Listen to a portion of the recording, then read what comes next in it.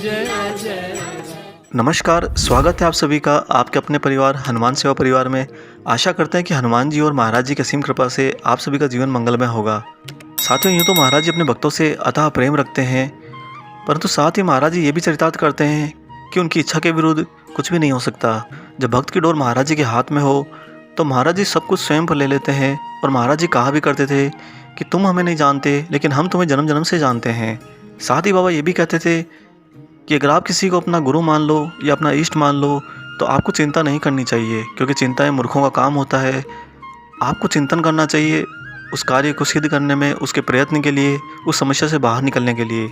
आज की कथा महाराज जी के अनन्य भक्त श्रीमती नंदन माई की है, जिनके साथ महाराज जी ने यह लीला भूमियाधार मंदिर में करी। एक बार श्रीमती नंदन माई नैनीताल से भूमियाधार जा रही थी बाबा महाराज के दर्शन करने के लिए, और वह नैनीताल भवाली सड़क से पगडंडी द्वारा ही भूमियाधार जाना चाहती थी।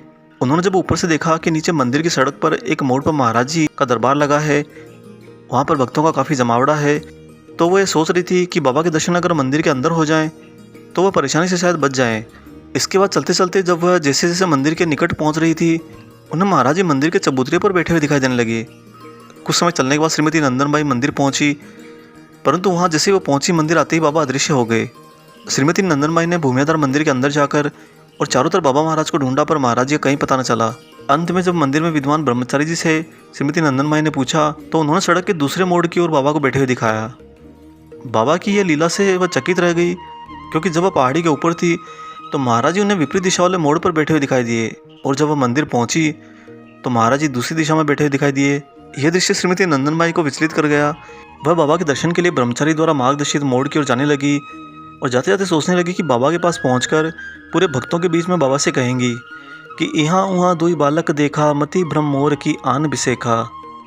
और साथ ही सोच रही थी कि इसके आशय से बाबा प्रसन्न होंगे, परंतु वहाँ उपस्थित भक्तगण समझ नहीं पाएंगे। पर जैसे ही श्रीमती नंदनबाई बाबा के पास पहुंची, महाराज जी जोर जोर से खिलखिलाकर हंसने लगे। उनकी हंसी इतनी अलौकिक थी कि श्रीमती नंदनबाई के इरादे गुम हो गए और वह महाराज जी से कुछ न कह पाई। यह बाबा की दूसरी लीला थी कि उनकी इच्छा के विरुद्ध कोई कुछ भी नहीं बोल पाता था। महाराज जी अपने भक्तों पर अथाह प्रेम तो रखते ही थे, परंतु कभी कभी बाल हनुमत स्वरूप उनके साथ अटखेलियाँ भी करते थे। आशा करते हैं आपको ये वीडियो अच्छा लगा होगा। वीडियो अगर अच्छा लगा है तो वीडियो को ज़्यादा से ज़्यादा लाइक कीजिए और इसे ज़्यादा से ज़्यादा शेयर भी कीजिए। अगर आप हमारे चैनल पर नए हैं तो चैनल को सब्सक्राइब जरूर कर लीजिए और बेल आइकन को ऑन कर दीजिए, ताकि आने वाले सभी नए वीडियो के नोटिफिकेशन आप तक सर्वप्रथम पहुँचें। मिलते हैं जल्दी एक और शुभ अंक के साथ। तब तक अपना और माता पिता का ख्याल रखिए और प्रभु श्री हनुमान जी और बाबा महाराज जी के निस्वार्थ होकर सेवा करते रहिए। जय सिया राम।